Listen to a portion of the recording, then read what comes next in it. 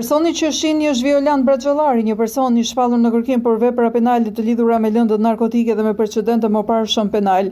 Ai dyshohet se është autori i ngjarjes së rënd të ndodhur në zonën e Podenës në Bashkim Maliq, ku gjatë një operacioni policor për kapjen e tij u përfshin një përplasje me armë zjarri forcat e rendit. Sipas informacioneve paraprake gjatë operacionit, Braxhallari ka hapur zjarr ndaj efektive të policisë së shtetit, duke lënë të vrarë një punonjës policie dhe duke plagosur kolegun e tij, Edison Adri. Ngjarja ndodhi në orët e para të mëngjesit në një zonë të thellë malore, ku dyshuari raportoi se fshir prej kohësh dhe njihet si person me rrezikshmëri të lartë dhe njohës i armëve të zjarrit. Efektivi i plagosur Edison Adri ndodhet në gjendje të rënë shëndetësore. Fillimisht ai është transportuar në Spitalin Rajonal të Korçës, ku ka marrë ndihmën e parë mjekësore, ndërsa mjekët po përgatitin transferimin e tij me helikopter drejt Tiranës për trajtim më të specializuar.